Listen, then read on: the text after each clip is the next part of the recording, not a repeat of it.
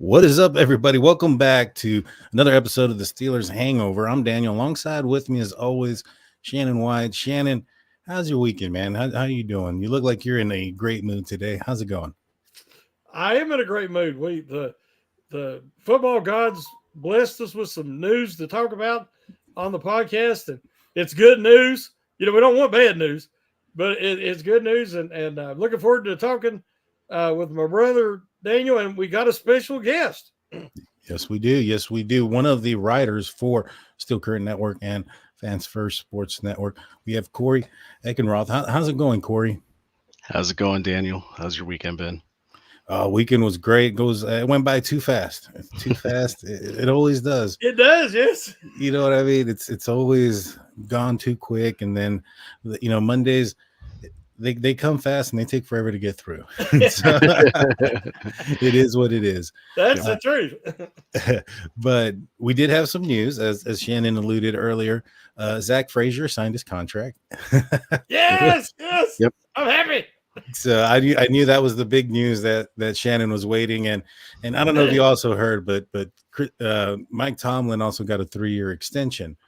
This has been well anticipated. There's been some speculation one way or the other if he was going to get extended or not. Comes down 3-year extension. Shannon, knee-jerk reactions when you heard the news. Well, I think we all expected it. I was really pleased, especially a 3-year contract, because I thought I knew he was going to wait to see what kind of control that they were actually going to give him this offseason. And as far as roster construction and these personnel decisions, coaches, hiring and firings and everything else, I'm very pleased. And of course, Matt Canada, the bane of my existence, was gone in the middle part of last year. But I do like the new coaches they brought in. So a 3-year contract to me suggests that he's in this for the long haul. He sees the potential that they have already on the roster, and I just think that's a good thing.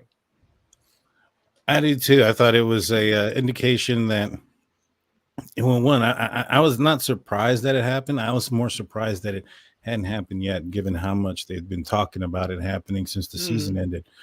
Corey, what were your thoughts when you heard the news that Coach T signed? What does that tell you about the organization and where they're going? Well, I think it gives Coach Tomlin an opportunity to see this rebuild through. It gives them a 3-year window where they're concentrating all of their players and all of their contracts towards an ability to maximize that window. You think of other players as well, like TJ Watt.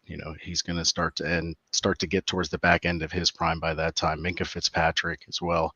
These players are getting older. They're getting more expensive. Their cap cuts are going to start to matter. So they've given themselves this 3-year window to really try to win a Super Bowl. I agree.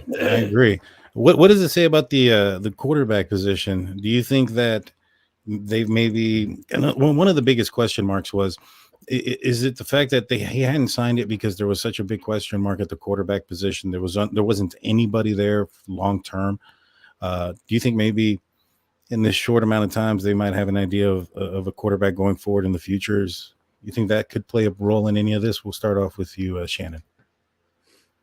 Yeah, I think that both Russell Wilson and Justin Fields, was really Tomlin that has his fingerprints all over both guys. Because we know he admires Russell Wilson for a good reason with his accomplishments and experience. And then he loved Justin Fields from back at Ohio State. And both guys wanted to play for Tomlin. And Tomlin did not have what he wanted at the quarterback position last year. I think he feels much more comfortable now. And then I read somewhere that somebody was talking that in Arthur Smith's offense, it has to be run a certain way. It's almost, I don't want to say game manager, but it's game manager with more potential. In other words, they can make that big throw when necessary, make that scramble, make that, game-winning play in money time. And I don't think he had that, and I think he hasn't had it since Ben. I talked to somebody the other day. Ben was his own offensive coordinator. If you listen to Joshua Dobbs' interview recently, he said Ben was a natural. He was like one of the all-time greats. and he would take over. And like he would see the defense and he would change the play and hit the touchdown because he'd been looking for it all game. The great ones do that. That's something that, a lot of guys have to have the system. Ben didn't have to have the system. He was the system. There's only a few guys like that in history. Elway, Favre, just a handful. And so Tomlin inherited that. Now, it ain't Tomlin's fault, but the strength of his offensive coordinator, is very important for Mike Tomlin's success. And I think that he not only did he get an upgrade at Arthur Smith, but I think he got somebody that's on the same wavelength with him.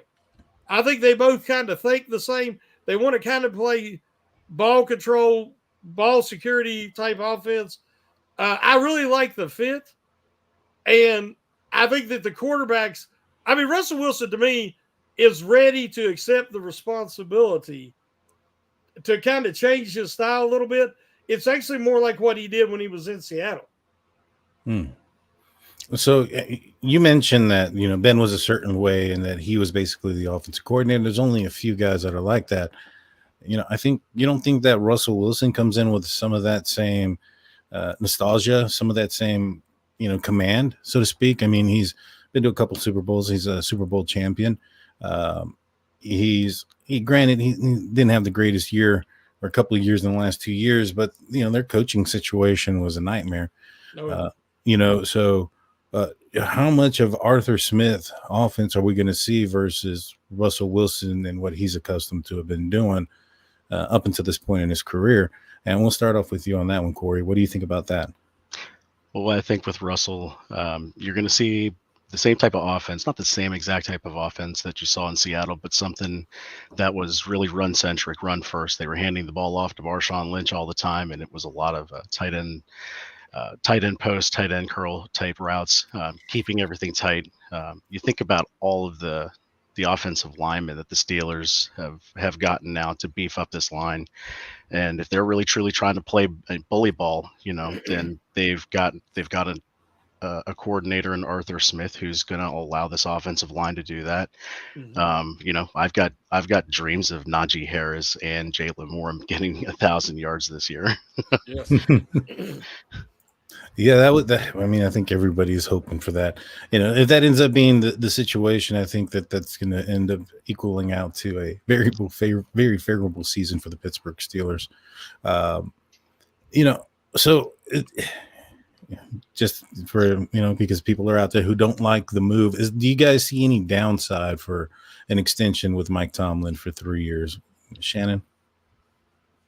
I don't. The reason I don't is I've been harsh on Tomlin at times. I think I've been fair, but I've been harsh that they're never ready at playoff time. I get frustrated with a couple of things.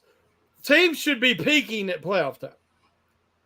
So at the beginning of the year is when you start young guys. At the beginning of the year is where you go through the rookie struggles and the mistakes, but because you want them to be ready and prepared for the home stretch in the playoffs. And the Steelers are slow play when it comes to rookies. And I think a lot of that's Tomlin. And then, he hasn't had the talent the last few years. But I think that this year is going to be different. I think they've really improved their team speed on both sides of the ball, especially in the secondary and in off-ball linebacker. So I think we're going to see a lot of benefit there. But I don't want to say, hey, Tomlin, he's perfect. He's this thing. Because I said the offensive coordinator is very important because that's not Tomlin's forte. But when they get to the playoffs, the defense doesn't show up at all. They get blown out. They average giving up 40-some points the last 5 playoff games. Say what you want. And the offense hasn't done great, but they have averaged 30-some. But they're giving up 40-some. You're just not going to win like that. The offense have turned the ball over early in games, but the defense can't stop them. I grew up watching the Steelers of the 70s, and Bradshaw and them turned that ball over a ton. And early in games, and they're in their own end. And the defense kept them out. So the defense just goes the ball, they put you in a bad position. Doesn't mean you just fold 10 and go home. So I think that we're seeing upgrades And I think it's going to pay off. But Tomlin is so valuable for his leadership and because of what he means to the players. But he could get guys to come to Pittsburgh that they come to Pittsburgh because they want to play for him. Let's be honest. I mean, there's being a player's coach, but when you're getting really talented guys like Russell Wilson at that stage of his career, and it's like, I want to play for Pittsburgh. I ain't even worried about the money because, he's getting paid regardless. But he could have went anywhere. He wouldn't have come to Pittsburgh. Justin Fields is like, I want to go to Pittsburgh. That's because of Mike Tomlin. Yeah, no, that sure is. I mean, there's even other players that are still on other teams, like Mike mentioned, Parsons there, who still signed somewhere, who says, hey, I want to go play for Coach T.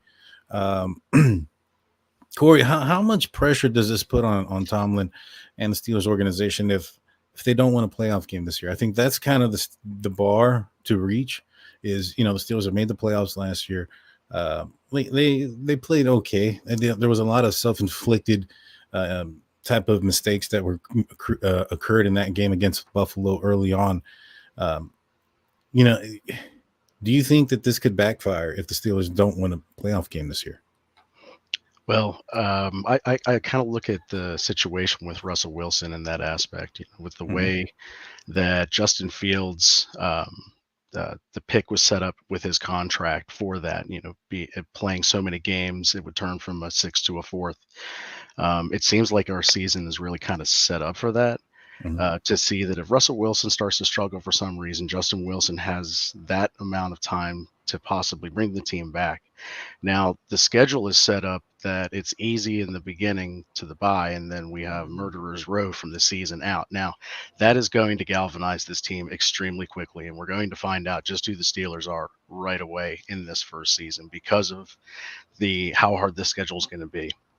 If they're successful in the second half of the season, running the ball in Arthur Smith's offense and playing bully ball and just smashing it down people's throats, then I think that this team, it's going to be hard to see how this team would lose a first round playoff game if not for injury. If the Steelers can stay healthy, oh my word, they're going to roll some people. I agree. I mean, I think this defense has a chance to be legendary. This defense can be legendary if they stay healthy as well. If he can keep being Cam, I know Father Time is knocking on the door and he's been pushing it out of his mind, but it's catching up. So we've got to get him one before he's gone. 100%. Right now, there's only 1 year left on his contract. It doesn't, Cam said that him and his agent and the Steelers have been talking, but there hasn't been much of the needle moved in one way or the other. Do you think the Steelers give him an extension this year before the season starts, or is that something we're going to have to wait until after the season, Corey? I think you have to think about their commitment to upgrading the wide receiver position as well. If they're trying to work a deal where they're trying to get a wide receiver into Pittsburgh as well, they've probably already had the negotiations with Cam about, hey, this is kind of where we're at. Can we kind of wait till maybe camp cuts happen, get a third round of an opportunity to pick somebody up off the free agent pile before really heading into the season, the preseason?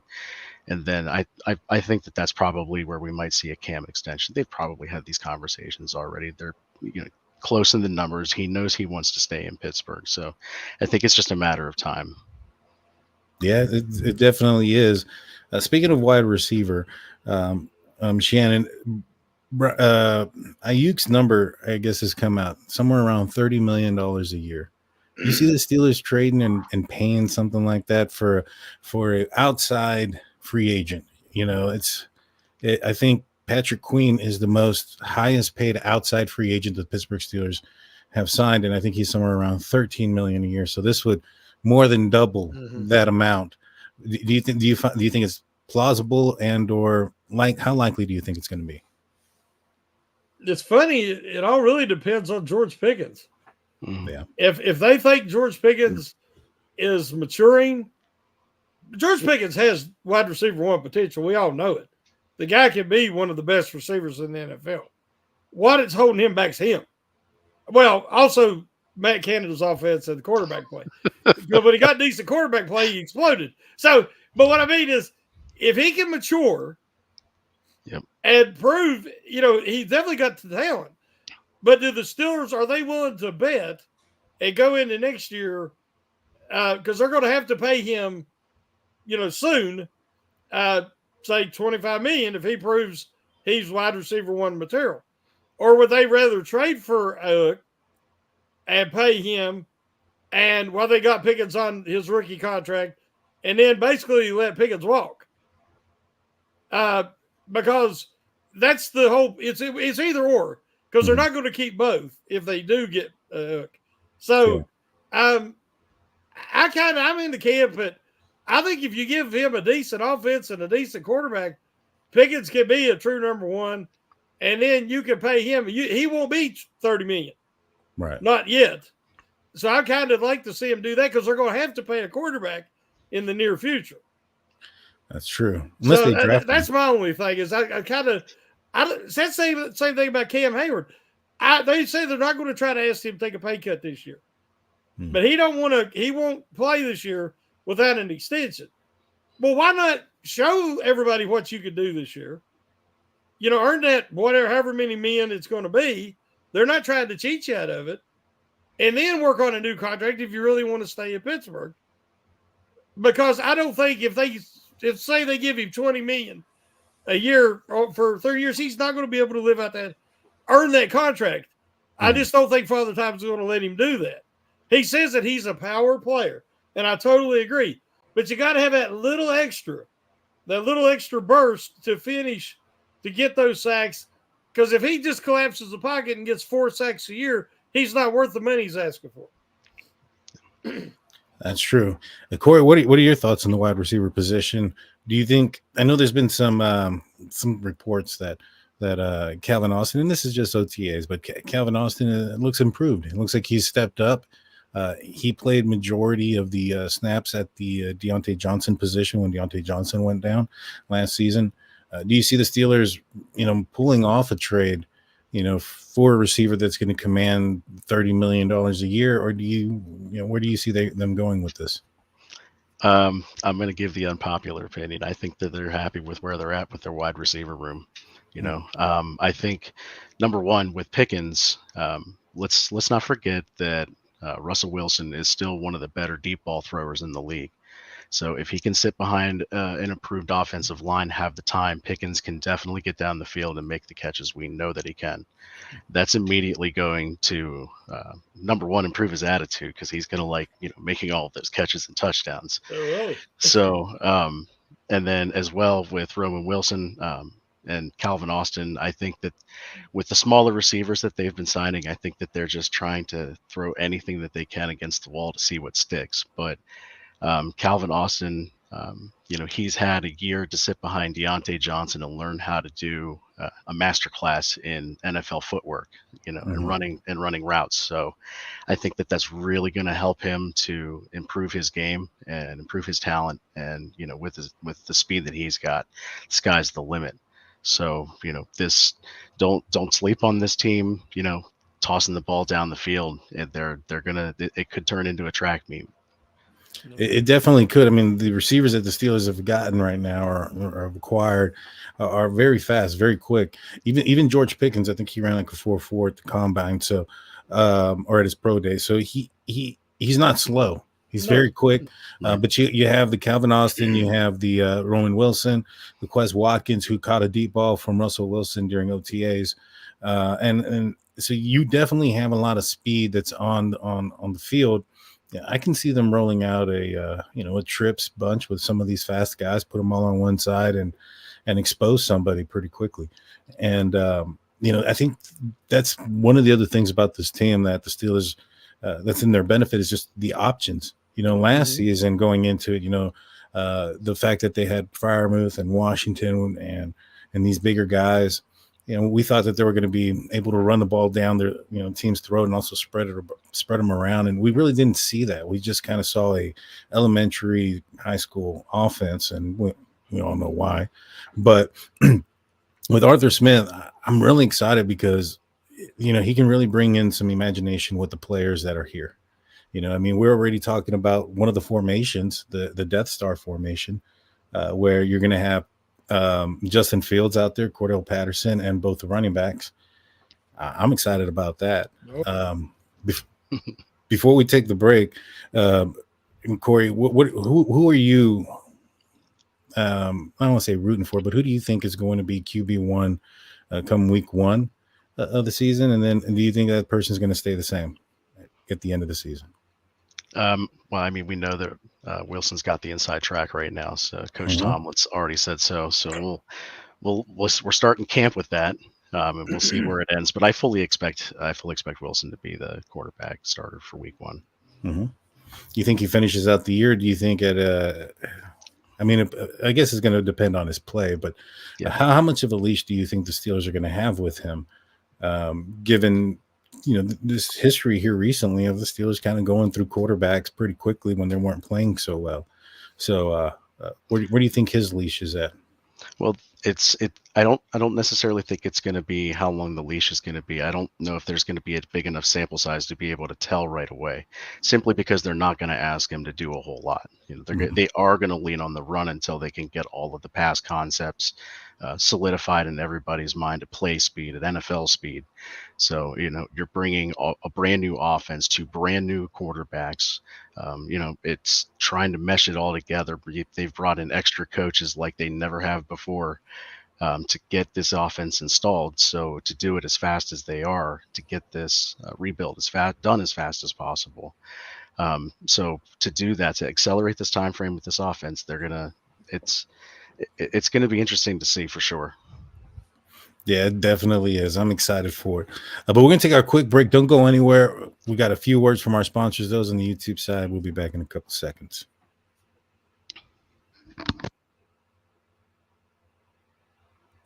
And we're back. Welcome back to the Hangover. I'm Daniel. Alongside with me is Shannon and Corey. Corey is a writer for the Pittsburgh Steelers, SteelCurtainNetwork.com, your one-stop shop for Pittsburgh Steelers news and coverage.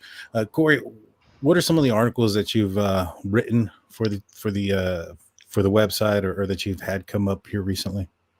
So I just got done finishing one that outlined the entire NFL league calendar year, especially with coming up with the training camp updates to the dates for those, and then kind of that dead period is before the preseason starts. We added in all week 18 weeks of the season with Pittsburgh's opponents, just to kind of give everybody an idea of what it looks like on the back end for the NFL schedule, because a year in the NFL schedule is actually very busy. Mm-hmm. Yeah, no, it definitely is.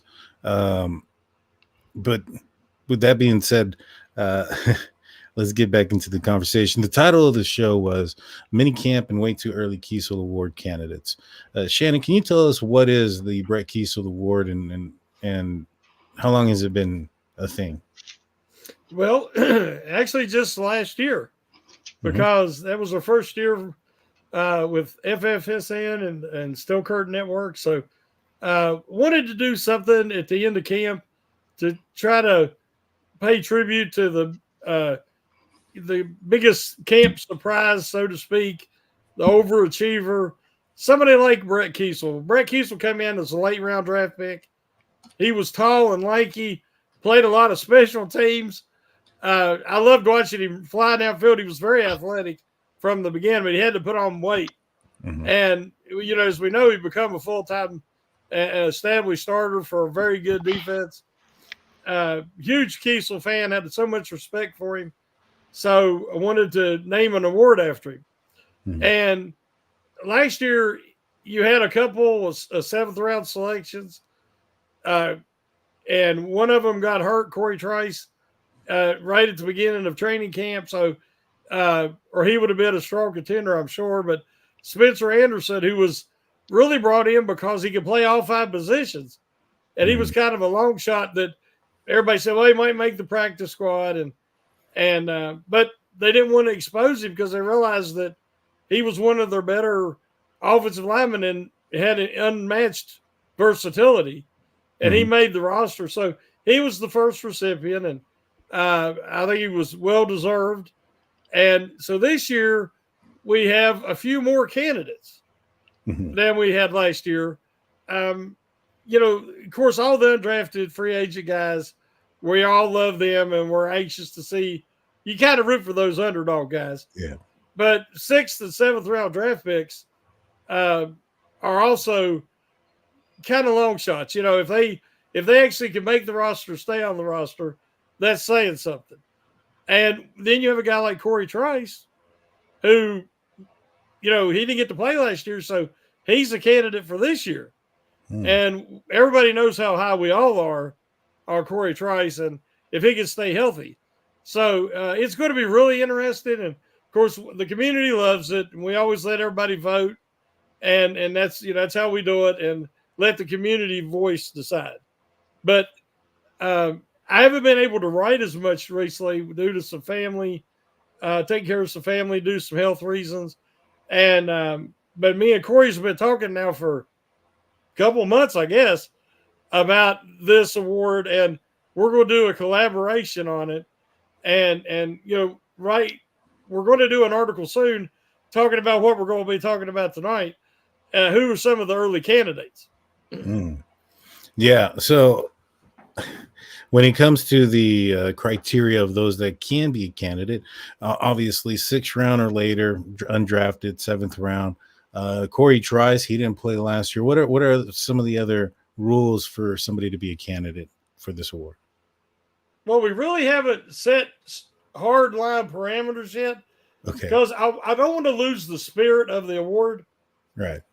If a guy even is a 5th rounder, but, you know, he's from, let's say he's from, you know, a small school, and everybody, you know, he's kind of like a surprise selection, and he comes out there and proves everybody wrong. But that's pretty much it. You know, you don't want to. Most time it's probably going to be 6th, 7th round, undrafted guys. I guess, you know, it can even be a guy that comes in off the trash bin. Let's say he got drafted, never got a chance for, you know, went to a couple of teams, practice squads, never got a chance to see the field, and then he flourishes this training camp with the Steelers. I wouldn't want to eliminate him because that person has showed the kind of spirit that the Brett Kiesel Award should represent.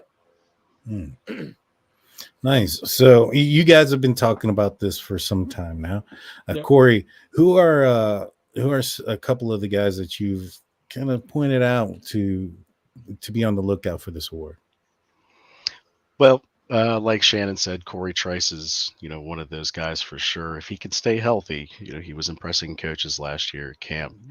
We'll see if he can continue to do that, right? Yeah. And then this year's 7th rounder, Ryan Watts. I think with him trying to switch positions, they listed him as a defensive back when they drafted him. So I don't know if they have a permanent position for him yet. You know, maybe they'll try him into that slot cornerback position, but he's awfully big. He's, I think, 6'2", 6'3". So he's safety size. So I think they have long-term plans for him on the outside. But if he could be a healthier version of Corey Trice, you know, if Corey Trice can't come back from injury, you know, I'm really hoping Corey Trice does well. He reminds me, you know, but thinking about him reminds me of Senequez Golson. If you guys remember him from Ole Miss, he was a 2nd round draft pick, but never got to see the field at all because he kept getting injured. So yeah, but he was a mighty mite. He was a lot Trice smaller. Trice is an avatar. It's funny. Yes. If you look at Trice and Joey Porter Jr., they look like twins. Yeah, they do. They actually really do. Their whole stature almost matches. Yeah. You know, one of the other guys, Shannon, I know you like this guy, Beanie Bishop from West Virginia. Yeah. You're talking about mighty mites. That's your guy right there. Yep. Since Pittsburgh doesn't have a true, you know, slot corner right now, you know, this could be their guy. And, you know, just kind of like we were all rooting for Zach Frazier to fill that center position. Maybe he can be the guy to step into that slot cornerback and solidify it. So we'll hope for that. You know, Beanie Bishop is very feisty. He's fiery. Yep. If he was on Monty Python, he'd be like, "Come on over, I'll gnaw your ankles off." I mean, he's going to be in there fighting, and he plays a lot bigger than he is. Similar to a guy I've compared him to. His name was Hilton. Mike Hilton, maybe. Oh, yeah. You know, I'm thinking about the camp battle between Roman Wilson and Beanie Bishop and what that might look like. That might turn into a camp That's battle gonna be to watch fun. right there. Yeah. Yes, it is. Yep. And then what was the I was thinking about the quarterback position, you know, or not the quarterback position, the outside linebacker position. There's a guy named Julius Welshoff. That's another Charlotte guy. Mhm. You know, they got Alex Highsmith, they got Larry Ogunjobi, and then they've got this guy on the roster. But behind Nick Herbig, they really don't have a lot of depth in the outside linebacker position. So there's an opportunity for this guy to get some meaningful reps in the second team or third team, you know, and then maybe start to shine in the preseason games. You know, one thing about it is, don't forget about a little guy named Jeremiah Moon. Oh yes, because you know they picked him up from the Ravens. He's not really eligible for the Brett Kiesel Award, but you know I think that he's like Bud Dupree 2.0. Yeah, he's got that really big stature. He's he's been looking good in OTAs from what I understand, even though it's quote unquote just football and shorts, as Jeff likes to say. Now, does the award winner have to make the 53, or is this like a practice squad eligible player as well? We've tried to. Last year, I wanted somebody who made the 53, so I'm kind of going to set that as a parameter. Okay. Unless it's just like I said, a couple of the guys we're talking about are such long shots.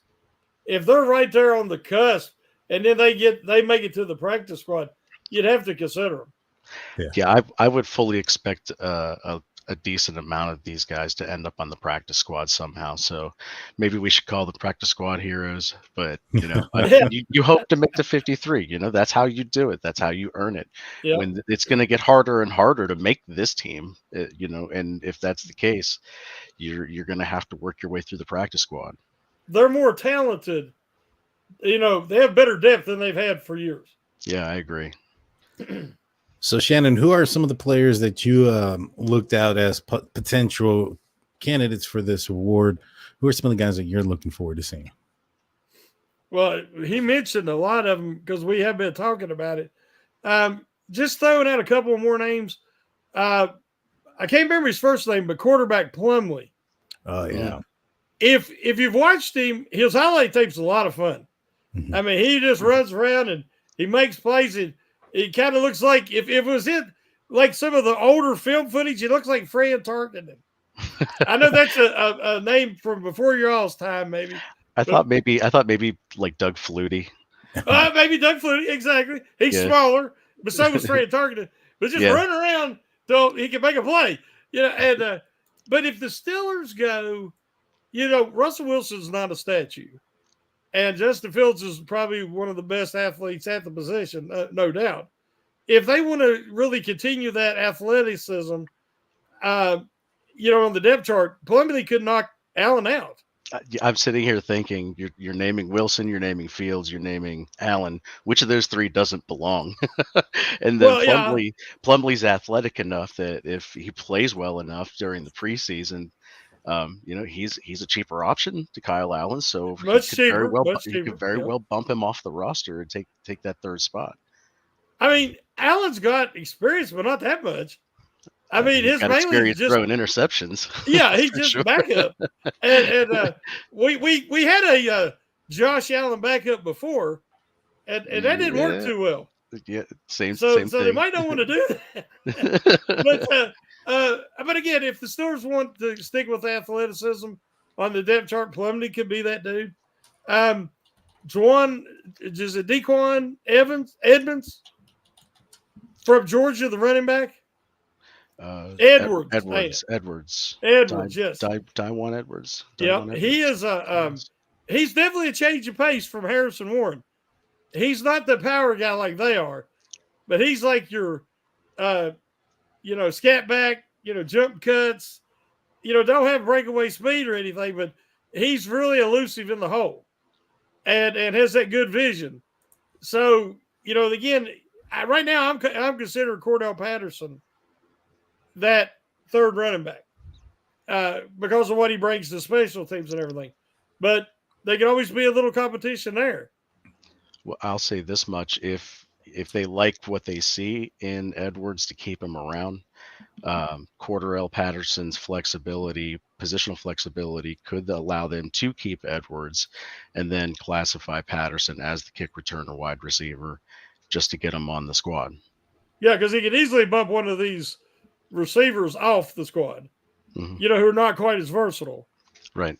So, so there's even a few guys there on the offense. Now, most of the guys I'm looking at are on defense, but there could be a few guys on offense. That's the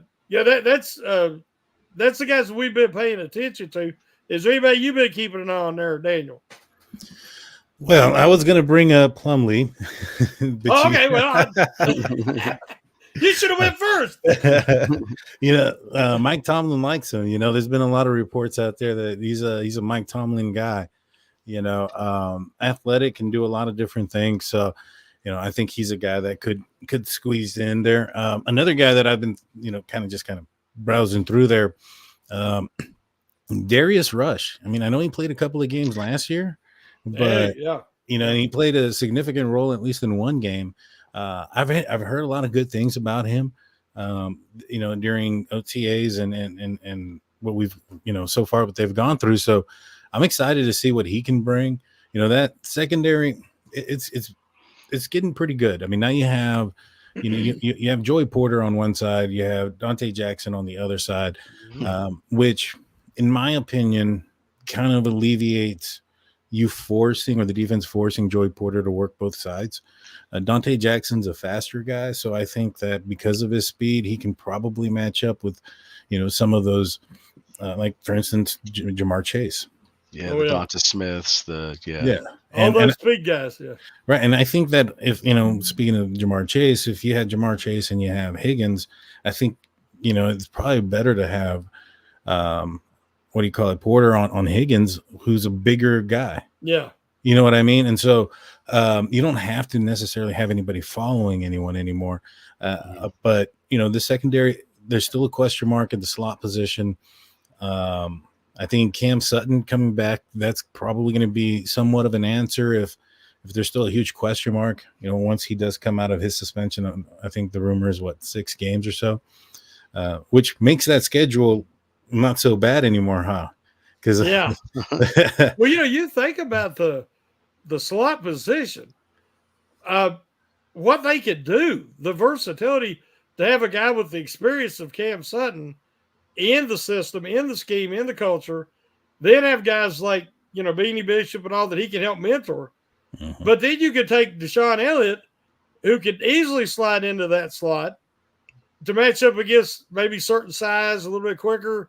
Mm-hmm. You got Patrick Queen now, who could slide in there, to help with tight ends. You got Peyton Wilson, who's eventually going to excel in that role, I believe. Mm-hmm. Sliding in there. Last year they didn't have a good option, and now they might have 4 or 5 good options. Yeah, they definitely do. And the last guy that I'm going to bring up, which is probably the guy that I would hope gets it, is the guy that's probably been most compared to Brett Kiesel and Logan Lee. Defensive lineman. I know he needs to bulk up a little bit, but there's a path for him if he can bulk up and get to that point. You have Cam Hayward, who's up there in age. Larry Ogunjobi has been injured quite a bit. DeMarvin Leal. Yeah. DeMarvin Leal, he's a question mark as well. I mean, the same thing for Loudermilk. So there's an avenue there for him to not just make the team, but also to get into the rotation there. So I'm excited for what he can possibly bring, but I do think he needs to bulk up. He may not be a guy that makes the rotation this year, but I think he's somebody to keep an eye on, given the need in that position, especially looking out in the future. I hope that makes sense. Oh, he's a perfect comparison because he's just like Kiesel. Mm-hmm. He's coming in. He's got the motor. He's athletic enough. But Kiesel was undersized, and so's Lee. When I first started seeing the highlights of him, I'm like, oh, this guy ain't big enough to play, defensive end for the Steelers. but and then the guy started telling me Sean Gurley, he was like, "Oh man," he said, "This is a Brett Kiesel pick. Mhm. This is a guy that they're going to develop. You know, he has all the intangibles. Now he's just got to park his butt in the weight room and you know, get that functional strength." And then I started looking at him different, and I see it. I think he could develop into something for the Steelers. Yeah. I actually agree with you guys because, you know, Logan Lee played at Iowa. The one thing that Iowa's known for is good defense. I mean, I think Iowa's defense outscored their offense this year at some points. So is that true? no, I mean, I think it was close. I think it was close, but no, the guy's no stranger to hard work, to having to, you know, succeed, and you know, he's already used to wearing the colors. So yeah, that's right.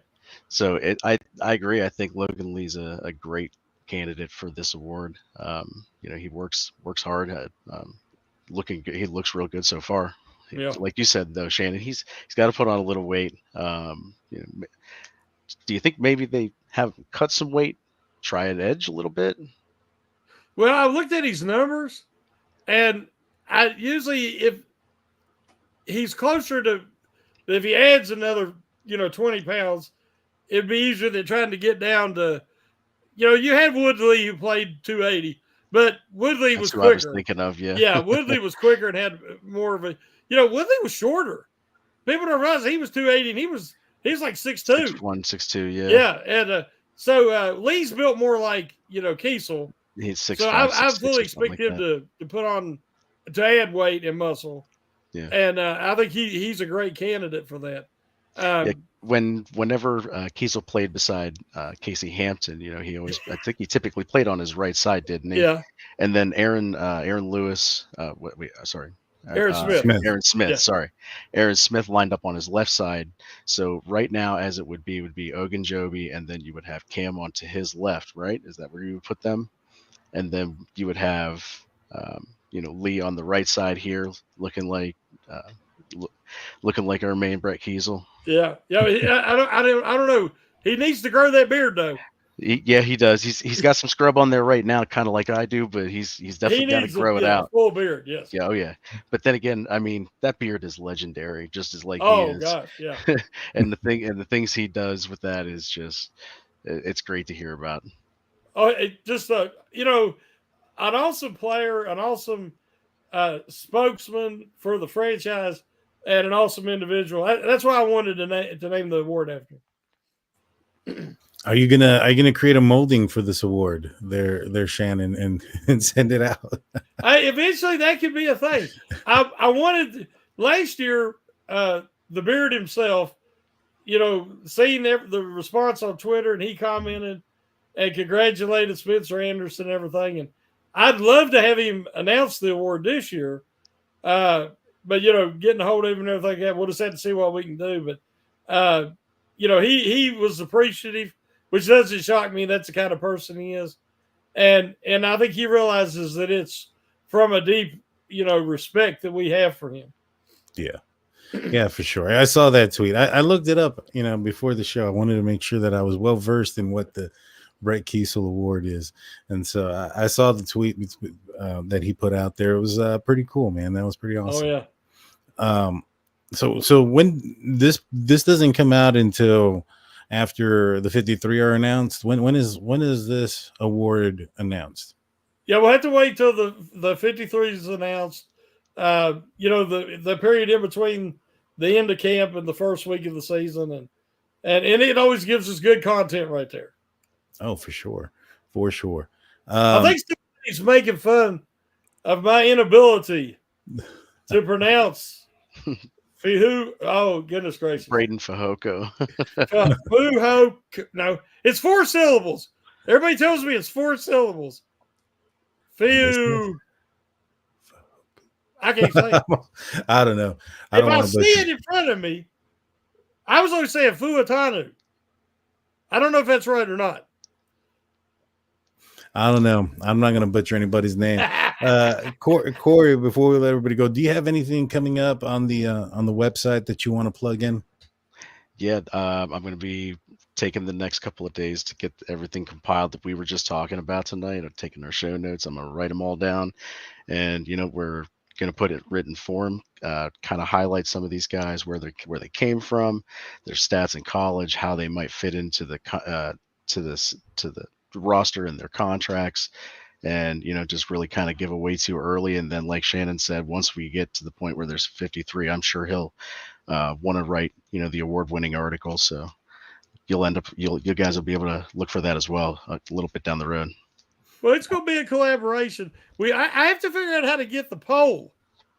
The poll in. I don't know how to put a poll in our articles now. I used to know how to do it, but we'll figure it out. Yeah, we'll ask Jeff. He's a genius at that. But I wanted to say this. This person is challenging me. Now, I remember that the immortal Myron Cope could not say this, and I learned how to say Chris Fuamatu Malafala. Now take that, Jeremiah. Chris Fuamatu Malafala. I can say it, and Myron Cope could not. But I'm butchering this rookie. I butchered it, so I don't even like saying it. Yeah. I think, was it Troy Fuatanu? Yeah. I think that's how it's 4 syllables. I think you're right.